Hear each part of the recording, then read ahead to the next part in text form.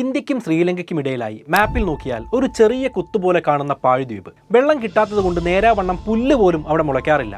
ആകെയുള്ളത് കുറച്ച് കള്ളിമുൾ ചെടിയും പൊളിഞ്ഞു വീഴാറായ ഒരു കെട്ടിടവും.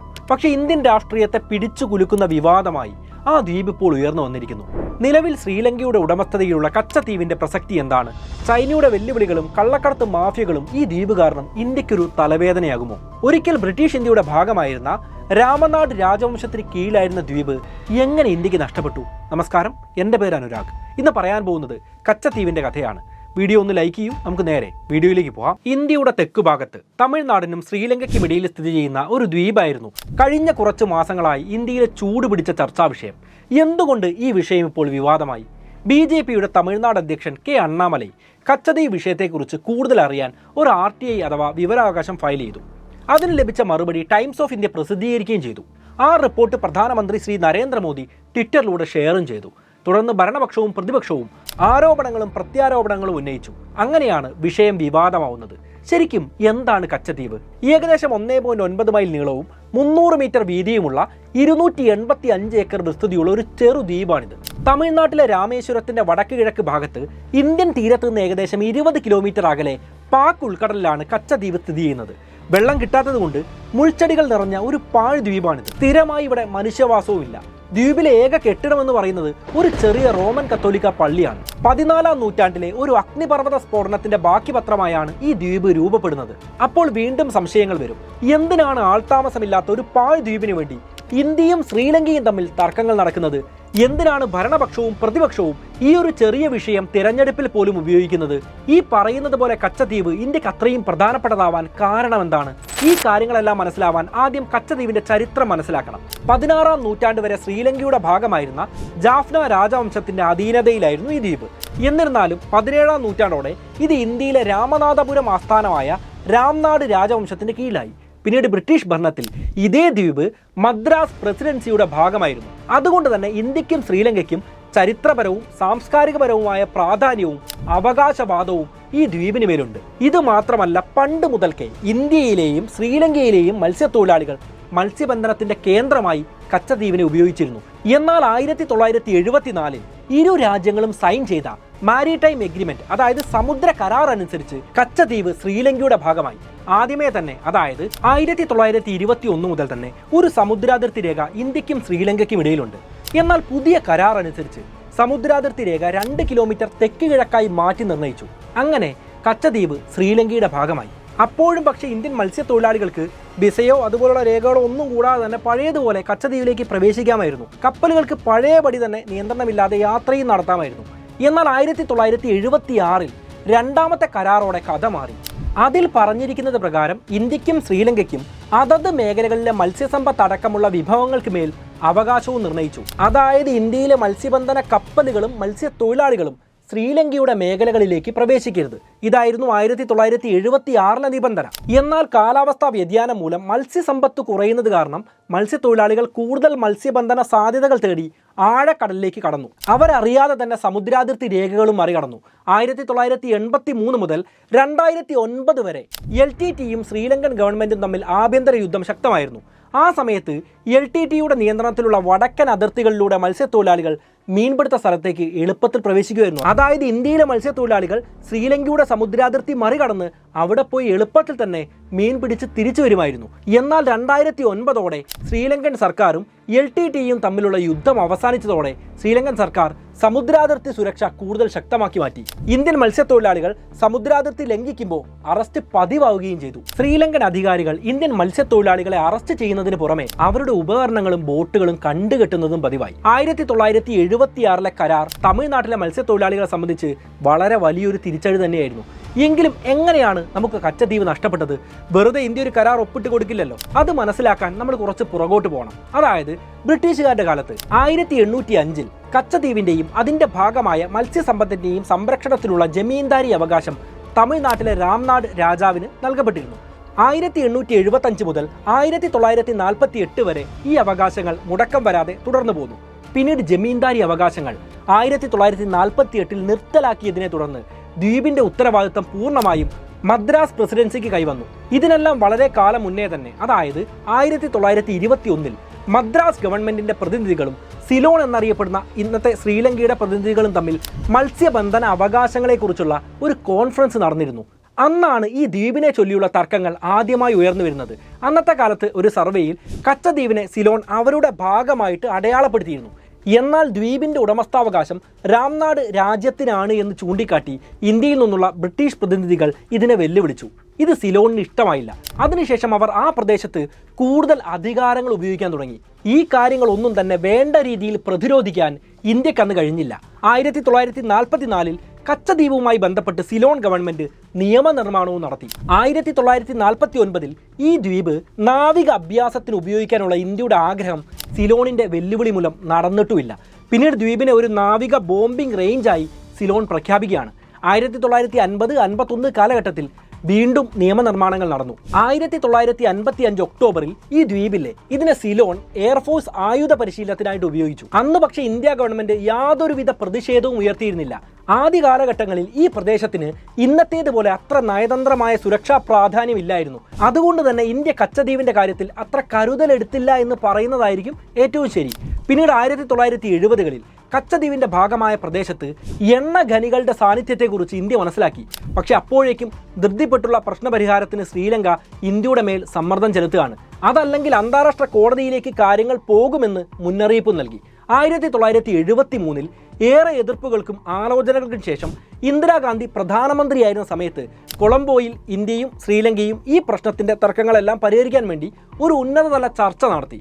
ഇരു കൂട്ടരും അവരുടെ വാദങ്ങൾ മുന്നോട്ട് വയ്ക്കുകയാണ്. രാംനാട് രാജാവ് ഈ ദ്വീപ് തൻ്റേതാണെന്ന് പണ്ട് മുതലേ അവകാശപ്പെട്ടിരുന്നുവെങ്കിലും ദ്വീപിന്റെ യഥാർത്ഥ പദവിയും അവകാശവും സ്ഥാപിക്കുന്ന ഒരു രേഖയും ഇല്ലായിരുന്നു. എന്തിന്? ദ്വീപ് ഇന്ത്യയുടെ ഭാഗമാണെന്ന് കാണിക്കുന്ന പഴയകാല ഭൂപടങ്ങളുമില്ല. മറുവശത്ത് കച്ചദ്വീപ് നിരവധി നൂറ്റാണ്ടുകളായി സിലോണിന്റെ പ്രദേശത്ത് ഉൾപ്പെട്ടതാണ് എന്ന് സ്ഥാപിക്കുന്നതിനുള്ള നിരവധി തെളിവുകൾ ശ്രീലങ്കയുടെ പക്കലുണ്ട് എന്ന് ഇന്ത്യക്ക് ബോധ്യപ്പെട്ടു. പോർച്ചുഗീസ് കാലഘട്ടത്തിൽ കച്ചദ്വീപ് ശ്രീലങ്കയുടെ ഭാഗമായി അടയാളപ്പെടുത്തിയ മാപ്പുകൾ അവർ ഹാജരാക്കി. ശ്രീലങ്കയുമായുള്ള നല്ല ബന്ധവും സൗഹാർദ്ദവും തങ്ങളുടെ വാദങ്ങളിലെ ദൗർബല്യവും കണക്കിലെടുത്ത് ഇലയ്ക്കും മുള്ളിനും കേടില്ലാത്ത രീതിയിൽ പ്രശ്നപരിഹാരം കാണാൻ ഇന്ത്യ അന്ന് തീരുമാനിക്കുകയാണ്. കൂടാതെ ഇന്ത്യയും ശ്രീലങ്കയും തമ്മിൽ എന്തെങ്കിലും തെറ്റിദ്ധാരണകൾ ഉണ്ടായിക്കഴിഞ്ഞാൽ അതെല്ലാം മുതലെടുക്കാൻ കാത്തു നിൽക്കുന്ന ചൈനീസ് അനുകൂല ലോബി ശ്രീലങ്കയിൽ ഉണ്ട് എന്ന് ഇന്ത്യക്ക് അറിയാമായിരുന്നു. അതുകൊണ്ട് തന്നെ പ്രശ്നങ്ങൾ വേൾഡ് കോർട്ടിലേക്ക് റെഫർ ചെയ്യപ്പെടാനും സാധ്യതകളേറെയാണ്. ഇതുവഴി ഇന്ത്യയെ സമ്മർദ്ദത്തിലാക്കാൻ ശ്രമിക്കുമെന്ന് ഇന്ത്യ കരുതിയത് കൊണ്ട് തന്നെ പ്രശ്നങ്ങൾ പരിഹരിക്കാൻ യാതൊരു കാലതാമസവും ഇല്ലായിരുന്നു. ഇനി കാലതാമസം നേരിട്ടാൽ അത് ഇന്ത്യയുടെ ശത്രുക്കൾക്ക് അടിക്കാനുള്ള ഒരു വടി കൊടുക്കുന്നതിന് തുല്യമാകുമെന്നാണ് ഇന്ത്യ അന്ന് കരുതിയിരുന്നത്. അങ്ങനെയാണ് 1974 ഇന്ത്യ സ്വമനസാലെ സമുദ്ര കരാർ ഒപ്പിട്ട് കച്ചദ്വീപ് ശ്രീലങ്കയുടെ ഭാഗമാണെന്ന് അംഗീകരിക്കുന്നത്. മാന്നാർ ഉൾക്കടലിനും പാക് ഉൾക്കടലിനും ഇടയിലുള്ള ഈ ദ്വീപ് ബംഗാൾ ഉൾക്കടലിനെ അറബിക്കടലുമായി ബന്ധിപ്പിക്കുന്ന നിർണായക കണ്ണിയായി പ്രവർത്തിക്കുന്ന ഒന്നാണ്. ശ്രീലങ്കയിലും മാലിദ്വീപിലും വർദ്ധിച്ചു വരുന്ന ചൈനയുടെ സാന്നിധ്യവും ബംഗാൾ ഉൾക്കടലിന് ചുറ്റും നാവിക കേന്ദ്രങ്ങൾ നിർമ്മിച്ച് ഇന്ത്യയെ പ്രതിരോധത്തിലാക്കാനുള്ള ചൈനയുടെ തന്ത്രങ്ങളും കൂട്ടിവായിക്കുമ്പോൾ കച്ചദ്വീപിന്റെ തന്ത്രപ്രധാനമായ പ്രാധാന്യം നമുക്ക് കൂടുതൽ വ്യക്തമാവും. ചൈനയുടെ സ്ട്രിംഗ് ഓഫ് പേൾ സ്ട്രാറ്റജിയുടെ ഭാഗമായി ചൈനയ്ക്ക് അനുകൂലമായി ബംഗ്ലാദേശ്, ശ്രീലങ്ക, മാലിദ്വീപ്, പാകിസ്ഥാൻ എന്നിവിടങ്ങളിൽ നാവിക കേന്ദ്രങ്ങൾ നിർമ്മിക്കാൻ ചൈന ശ്രമം നടത്തുന്നുണ്ട്. ഇതിന് മറുപടിയായി ഇന്ത്യ തങ്ങളുടെ അതിർത്തിയിൽ നാവിക കേന്ദ്രങ്ങൾ നിർമ്മിച്ചിട്ടുമുണ്ട്. ഇതുകൂടാതെ പോർട്ട് ബ്ലെയർ, നിക്കോബാർ, ലക്ഷദ്വീപ് എന്നീ ദ്വീപുകളിലും ഇന്ത്യക്ക് നാവിക കേന്ദ്രങ്ങളുണ്ട്. എന്നാൽ കച്ചദ്വീപിന്റെ നിയന്ത്രണം കൂടി ഇന്ത്യക്ക് ലഭിച്ചിരുന്നുവെങ്കിൽ കൂടുതൽ കാര്യക്ഷമമായി ആ മേഖലയിലെ സുരക്ഷാ ക്രമീകരണങ്ങൾ നിരീക്ഷിക്കുവാനും നാവിക കേന്ദ്രങ്ങൾ ഉപയോഗിച്ചുകൊണ്ടുള്ള ചൈനീസ് നീക്കങ്ങൾ പെട്ടെന്ന് തിരിച്ചറിയാനും തടുക്കുവാനും ഇന്ത്യക്ക് സാധിക്കുമായിരുന്നു. കച്ചദ്വീപ് ശ്രീലങ്കയുടെ പക്കലായത് കാരണം ചൈന ഇന്ത്യയുടെ തീരവുമായി ഒരുപടി കൂടുതൽ അടുക്കുമോ എന്നുള്ള ഭയം ഇന്ത്യക്കുണ്ട് എന്ന കാര്യം സത്യമാണ്. ചൈനീസ് ഇടപെടലിന് അത്രത്തോളം കീഴടങ്ങിയാണ് ശ്രീലങ്കൻ സർക്കാർ ഇപ്പോൾ പ്രവർത്തിച്ചുകൊണ്ടിരിക്കുന്നത്. അതിനൊരു ഉത്തമ ഉദാഹരണമാണ് ഹമ്പൻടോട്ട. എന്താണ് ഹമ്പൻടോട്ട? നേരത്തെ ശ്രീലങ്കയിൽ ചൈന നാവിക കേന്ദ്രങ്ങൾ നിർമ്മിക്കാൻ ശ്രമിക്കുന്നു എന്ന കാര്യം പറഞ്ഞതാണല്ലോ. ഹമ്പൻടോട്ട പോർട്ട് അത്തരത്തിൽ സാധ്യതയുള്ള ഒരു സ്ഥലമാണ്. 2017 എഗ്രിമെന്റ് പ്രകാരം ശ്രീലങ്ക 99 വർഷത്തേക്ക് ചൈനയ്ക്ക് പാട്ടത്തിന് കൊടുത്ത തുറമുഖമാണിത്. വ്യാപാര ആവശ്യങ്ങൾക്ക് വേണ്ടിയാണ് ഇത് കൈമാറിയത് എങ്കിലും ചൈന മിലിറ്ററി ആവശ്യങ്ങൾക്കും ഇത് ഉപയോഗിക്കാൻ സാധ്യതയേറെയാണ്. ഈ അടുത്ത് ശ്രീലങ്കൻ ഗവൺമെന്റ് സാമ്പത്തികപരമായും മറ്റും ചൈനയോട് കൂടുതൽ വിധേയപ്പെട്ടാണ് പ്രവർത്തിക്കുന്നതും. അതുകൊണ്ട് തന്നെ കരുതലോടെ മാത്രമേ ഇന്ത്യക്ക് മുന്നോട്ട് പോകാൻ പറ്റൂ.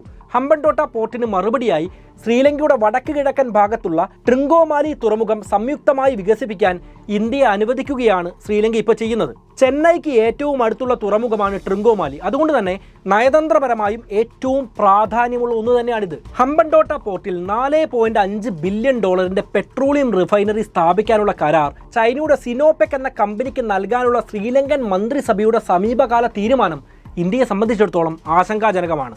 അതെങ്ങനെയാണ് ഇന്ത്യക്ക് ഭീഷണിയാവുന്നത്? നമുക്കറിയാം, ഓയിൽ റിഫൈനറി സ്ഥാപിക്കുന്നതിലൂടെ ചൈനയുടെ യുദ്ധവിമാനങ്ങൾക്ക് എളുപ്പം ലാൻഡ് ചെയ്യാനും അവിടെ നിന്ന് ഇന്ത്യയെ ടാർഗറ്റ് ചെയ്യാനും എളുപ്പമാണ്. ചൈനയുടെ യുദ്ധക്കപ്പലുകളും ഗവേഷണ കപ്പലുകളും പലപ്പോഴായി കൊളംബിയ എയർപോർട്ടിലും ഹമ്പൻടോട്ട എയർപോർട്ടിലും പ്രവേശിച്ചിട്ടുമുണ്ട്. ഈ അടുത്ത കാലത്ത് മാൽദീവ്സിലേക്കും ചൈന ചാരക്കപ്പൽ അയക്കാൻ തീരുമാനിച്ചിരുന്നു. അതിന് മുന്നോടിയായി ചൈനയ്ക്കൊരു മുന്നറിയിപ്പ് എന്നോണം ഇന്ത്യയുടെ അന്തർവാഹിനി കപ്പലായ INS കരഞ്ച് ശ്രീലങ്കയിലെ പ്രധാനപ്പെട്ട തുറമുഖങ്ങളിലേക്ക് ഇന്ത്യ അയക്കുന്നുണ്ട്. ഇതിൽ നിന്നെല്ലാം നമുക്ക് മനസ്സിലാക്കാം, ഇന്ത്യൻ മഹാസമുദ്രത്തിൽ ആധിപത്യത്തിനായി ഇന്ത്യയും ചൈനയും തമ്മിൽ വലിയൊരു കിടമത്സരം തന്നെ നടക്കുന്നുണ്ട്. അമേരിക്കൻ ഡിഫൻസ് ഡിപ്പാർട്ട്മെന്റ് പ്രസിദ്ധീകരിച്ച ഇൻഡോ പസഫിക് അഫയേഴ്സ് ജേണലിൽ China's rising missile and naval capabilities in Indo Pacific region എന്ന പ്രബന്ധത്തിൽ ശ്രീലങ്കൻ ദ്വീപായ കച്ചദ്വീപിലും ശ്രീലങ്കയുടെ വടക്കൻ പ്രവിശ്യയിലും വർദ്ധിച്ചു വരുന്ന ചൈനയുടെ സാന്നിധ്യം തടയാൻ ഇന്ത്യൻ പ്രതിരോധ മന്ത്രാലയം തമിഴ്നാട് ഉച്ചിപ്പുലിയിലെ INS പരുന്ത് നാവികത്താവളം, തഞ്ചാവൂർ എയർഫോഴ്സ് സ്റ്റേഷൻ എന്നിവിടങ്ങളിൽ നിരീക്ഷണം ശക്തിപ്പെടുത്തണമെന്ന മുന്നറിയിപ്പ് അവർ നൽകിയിട്ടുണ്ട്. മറ്റൊരു കാര്യം, ശ്രീലങ്കയിൽ ചൈന നടത്തുന്ന നിർമ്മാണ പ്രവർത്തനങ്ങൾ ഇന്ത്യയുടെ സുരക്ഷയെ മാത്രമല്ല ആ പ്രദേശത്തെ മത്സ്യസമ്പത്തിനും ദോഷകരമായി ബാധിക്കുന്നുണ്ട്. വടക്കൻ ശ്രീലങ്കയിലെ ജാഫ്ന പെനിൻസുലയിൽ ചൈനീസ് കമ്പനി സീ കുക്കുംബർ, അതായത് കടൽ വെള്ളരി ഫാം തുടങ്ങാൻ നിക്ഷേപം നടത്തുന്നതായി വാർത്തകളുണ്ടായിരുന്നു. എന്നാൽ കടൽ വെള്ളരി എന്ന ഈ ജീവിയുടെ മുട്ടകളും ലാർവകളും കടലിലെ മത്സ്യസമ്പത്തിന് വലിയൊരു ഭീഷണിയാണ്. അവയെ അമിതമായി വിൽപ്പനയ്ക്ക് വേണ്ടി ഉപയോഗിക്കുന്നത് കടലിലെ ആവാസ വ്യവസ്ഥയെ തന്നെ ദോഷകരമായി ബാധിക്കാനും സാധ്യതകൾ ഏറെയാണ്. ചൈന ഈ മേഖലകളിൽ ഇത്തരത്തിൽ നിക്ഷേപങ്ങൾ വ്യാപിപ്പിച്ചാൽ അത് ചിലപ്പോൾ ഇന്ത്യൻ മത്സ്യത്തൊഴിലാളികളെയും ഭാവിയിൽ ഇന്ത്യയെ തന്നെ ബാധിക്കാനും സാധ്യത കൂടുതലാണ് എന്ന് പറയപ്പെടുന്നുണ്ട്. അതുകൊണ്ട് തന്നെ ആ മേഖലയിലെ മത്സ്യബന്ധന തർക്കങ്ങൾ പരിഹരിച്ച് ചൈനയെ ആ മേഖലകളിൽ നിന്നെല്ലാം അകറ്റി നിർത്തേണ്ടത് ഇന്ത്യയെ സംബന്ധിച്ചിടത്തോളം വളരെ വലിയ ഒരു ആവശ്യം കൂടിയാണ്. ജാഫ്നയ്ക്കടുത്തുള്ള ഡെൽഫ്, നൈനാതീവ്, അനലൈതീവ് ദ്വീപുകളിൽ കാറ്റാടി യന്ത്രങ്ങൾ പോലുള്ള ഹൈബ്രിഡ് എനർജി ഉൽപ്പാദിപ്പിക്കാനുള്ള സംവിധാനങ്ങൾ സ്ഥാപിക്കാനുള്ള കരാർ ചൈനീസ് കമ്പനിക്ക് ലഭിച്ചിരിക്കുകയാണ്. എന്നാൽ ഇന്ത്യ വെറുതെ ഇരുന്നില്ല. ഇന്ത്യയുടെ ശ്രമഫലമായി ചൈനയുമായുള്ള ആ കരാറിൽ നിന്ന് ശ്രീലങ്ക പിന്മാറുകയും ആ കരാർ ഇന്ത്യക്ക് ലഭിക്കുകയും ചെയ്തതോടെ ആ ഭീഷണി ഒഴിവായി എന്ന് തന്നെ പറയാം. കൂടാതെ ഇപ്പോൾ $11 മില്യൺ വായ്പയല്ലാതെ ഇന്ത്യൻ ഗവൺമെന്റ് നേരിട്ട് സഹായധനമായി നൽകുമെന്നും ശ്രീലങ്കയുടെ ഊർജ്ജ മന്ത്രാലയം അറിയിച്ചിരിക്കുന്നു. ശ്രീലങ്കയിൽ ചൈന നടത്തുന്ന നിക്ഷേപങ്ങൾ പലതും ശ്രീലങ്കയ്ക്ക് സാമ്പത്തികപരമായി വലിയൊരു ബാധ്യതയാണ് വരുത്തിവെക്കുന്നത്. എന്നാൽ ഈ കടബാധ്യത ഇല്ലാതാക്കാൻ ശ്രീലങ്കയെ ഇന്ത്യയാണ് സഹായിക്കുന്നത്. കാരണം വേറെ ഒന്നുമല്ല, ചൈന ഇനിയും ശ്രീലങ്കയോട് അടുത്താലോ അവരെ കടബാധ്യതയിൽ പെടുത്തിയാലോ ഇന്ത്യക്കാണ് അത് ഏറ്റവും അപകടമായി മാറുക. കാരണം നമുക്ക് എല്ലാവർക്കും അറിയാം, ശ്രീലങ്കയുടെ പക്കലുള്ള കച്ചദ്വീപായിരിക്കും അടുത്തതായി ചൈന ശ്രീലങ്കയിൽ നിന്നും തട്ടിയെടുക്കുക. കച്ചദ്വീപ് വഴി ഇന്ത്യയിലേക്കുള്ള കള്ളക്കടത്താണ് മറ്റൊരു ഭീഷണി. ഇന്ത്യൻ തീരത്തോട് ചേർന്ന് കിടക്കുന്ന കച്ചദ്വീപിനെ ആയുധങ്ങൾ, മയക്കുമരുന്ന്, നിരോധിത വസ്തുക്കൾ എന്നിവയുൾപ്പെടെയുള്ള കള്ളക്കടത്ത് പ്രവർത്തനങ്ങൾക്ക് വേണ്ടി ഉപയോഗിക്കാൻ സാധ്യതയേറെയാണ്. ദ്വീപ് ശ്രീലങ്ക കൈവശപ്പെടുത്തിയത് കൊണ്ട് തന്നെ ഈ മേഖലയിൽ ഇത്തരം പ്രവർത്തനങ്ങൾ നിരീക്ഷിക്കാനും നിയന്ത്രിക്കാനുമുള്ള ഇന്ത്യയുടെ കഴിവിനെ അത് വല്ലാതെ ബാധിക്കുന്നുണ്ട്. ഇന്ത്യ മഹാരാജ്യത്തിന് സുരക്ഷാ ഭീഷണി ഉണ്ടാക്കുന്ന കള്ളക്കടത്തിനും മറ്റ് നിയമവിരുദ്ധ പ്രവർത്തനങ്ങൾക്കും കച്ചദ്വീപിനെ ഉപയോഗിക്കുന്നത് സംബന്ധിച്ച് ഇന്ത്യക്ക് വലിയ ആശങ്കയുണ്ട്. കച്ചദ്വീപ് തമിഴ്നാടിനെയും അവിടുത്തെ മത്സ്യത്തൊഴിലാളികളെയും സംബന്ധിച്ചിടത്തോളം വളരെ പ്രധാനപ്പെട്ടതാണെന്ന് നമ്മൾ നേരത്തെ പറഞ്ഞതാണല്ലോ. അത് അവരുടെ ഉപജീവന പ്രശ്നവുമാണ്. ഇത് തന്നെയാണ് കച്ചദ്വീപ് ഇന്ത്യയുടേതല്ലാത്തത് കൊണ്ടുള്ള മറ്റൊരു പ്രതിസന്ധി. കണക്കുകൾ പ്രകാരം കഴിഞ്ഞ 20 വർഷത്തിനിടെ 6184 ഇന്ത്യൻ മത്സ്യത്തൊഴിലാളികളെ ശ്രീലങ്ക തടവിലാക്കിയിട്ടുണ്ട് എന്നും 1175 ഇന്ത്യൻ മത്സ്യബന്ധന കപ്പലുകൾ ശ്രീലങ്ക പിടികൂടിയിട്ടുണ്ട് എന്നും ഇന്ത്യൻ വിദേശകാര്യമന്ത്രി S ജയശങ്കർ പറയുന്നു. ഈ ഗ്രാഫിൽ നമ്മൾ നോക്കിയാൽ ഓരോ വർഷവും അറസ്റ്റിലായ മത്സ്യത്തൊഴിലാളികളുടെ എണ്ണം കൃത്യമായിട്ട് മനസ്സിലാവും. 2009 ശേഷം ശ്രീലങ്കൻ സർക്കാരും LTTയും തമ്മിലുള്ള യുദ്ധം അവസാനിച്ചതോടെ ശ്രീലങ്കൻ സർക്കാർ സമുദ്രാതിർത്തികളിലെ സുരക്ഷ ശക്തമാക്കിയ കാര്യവും അത് കഴിഞ്ഞ് മത്സ്യത്തൊഴിലാളികളെ അറസ്റ്റ് ചെയ്തത് ക്രമാതീതമായി വർദ്ധിച്ച കാര്യവും നേരത്തെ പറഞ്ഞതാണല്ലോ. തമിഴ്നാട് രാഷ്ട്രീയത്തിൽ തന്നെ ശരിക്കും അത് വലിയൊരു ചർച്ചയായിട്ട് മാറിയിട്ടുണ്ട്. 2015 കച്ചദ്വീപ് തിരിച്ചുപിടിക്കാൻ ഇടപെടണമെന്ന് ആവശ്യപ്പെട്ട് മുഖ്യമന്ത്രി ജയലളിത പ്രധാനമന്ത്രി ശ്രീ നരേന്ദ്രമോദിക്ക് കത്ത് പോലും അയച്ചിരുന്നു. 1970-കളിൽ തന്നെ കച്ചദ്വീപ് വിട്ടുകൊടുക്കാതിരുന്നിരുന്നുവെങ്കിൽ ഒരു പക്ഷേ എന്തെങ്കിലും ചെയ്യാൻ സാധിച്ചേനെ.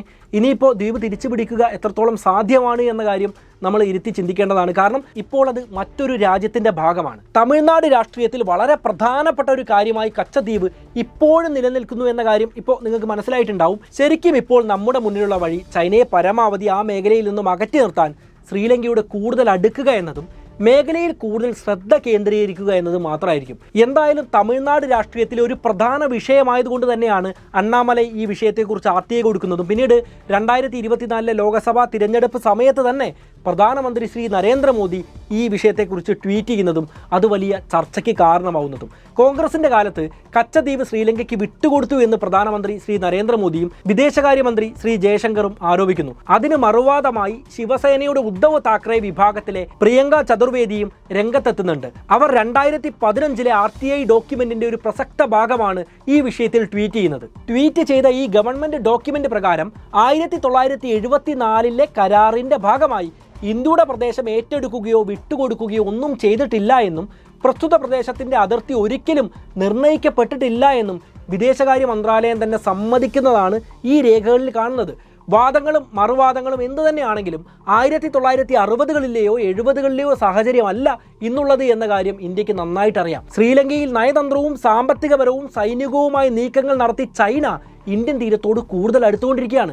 കച്ചദ്വീപ് ശ്രീലങ്കയുടെ പക്കലായിരിക്കുന്നിടത്തോളം കാലം ഇന്ത്യക്കതൊരു ഭീഷണിയാണ് എന്ന കാര്യത്തിൽ ഒരു സംശയവുമില്ല. കൂടാതെ മുകളിൽ പറഞ്ഞതുപോലെ ശ്രീലങ്ക ചൈനയ്ക്ക് വിധേയപ്പെട്ടിട്ടാണ് ഇപ്പോൾ പ്രവർത്തിച്ചുകൊണ്ടിരിക്കുന്നത്. 1974 നഷ്ടപ്പെട്ട കച്ചദ്വീപിന്റെ അധികാരം തിരിച്ചു കിട്ടാൻ എളുപ്പവുമല്ല. ചിലപ്പോൾ അതിനുവേണ്ടി ഒരു യുദ്ധം തന്നെ വേണ്ടി വന്നേക്കാം. എന്നാൽ നമുക്കറിയുന്നത് പോലെ മറ്റൊരു രാജ്യത്തിന്റെ ഭാഗം കീഴടക്കാൻ ഇന്ത്യ ഒരിക്കലും അത്തരത്തിലൊരു ശ്രമം നടത്തിയിട്ടുമില്ല. എന്നാൽ ഇന്നത്തെ സാഹചര്യത്തിൽ ശ്രീലങ്കയുമായി സമരസപ്പെട്ട് ചൈനയെ അകറ്റി നിർത്തുന്നതായിരിക്കും ഇന്ത്യക്ക് ഏറ്റവും നല്ല കാര്യം. അതിനുവേണ്ടിയാണ് ഇന്ത്യ ഇപ്പോൾ ശ്രമിച്ചുകൊണ്ടിരിക്കുന്നത്. ശ്രീലങ്കയിൽ ഇന്ത്യ നടത്തുന്ന അടിസ്ഥാന സൗകര്യ വികസനങ്ങളും അവർക്ക് നൽകുന്ന സാമ്പത്തിക സഹായങ്ങളും ആ അർത്ഥത്തിൽ വേണം നമ്മൾ മനസ്സിലാക്കാൻ. കച്ചദ്വീപുമായി ബന്ധപ്പെട്ട് ഇന്ത്യ ഇനി നടത്താൻ പോകുന്ന നീക്കങ്ങൾ എന്താണ് എന്ന് നമ്മൾ കാത്തിരുന്ന് കാണേണ്ട ഒരു വിഷയം തന്നെയാണ്. കാര്യങ്ങൾ എന്താണെങ്കിലും എന്താണ് കച്ചദ്വീപെന്നും അതിൻ്റെ നയതന്ത്ര പ്രസക്തി എന്താണ് എന്നും എങ്ങനെ ആ ദ്വീപ് ഇന്ത്യക്ക് നഷ്ടപ്പെട്ടു എന്നുമെല്ലാമുള്ള കാര്യങ്ങളെല്ലാം നിങ്ങൾക്ക് വ്യക്തമായി മനസ്സിലായിട്ടുണ്ടാവുമെന്ന് ഞാൻ ഉറച്ചു വിശ്വസിക്കുകയാണ്. ഈ വീഡിയോ നിങ്ങൾക്ക് ഇഷ്ടമായെങ്കിൽ തീർച്ചയായിട്ടും ലൈക്ക് ചെയ്യൂ. ഈ വിഷയവുമായി ബന്ധപ്പെട്ട് നിങ്ങൾക്ക് തോന്നുന്ന കാര്യങ്ങൾ നിർബന്ധമായിട്ടും നിങ്ങൾ കമൻറ്റിലൂടെ എഴുതണം.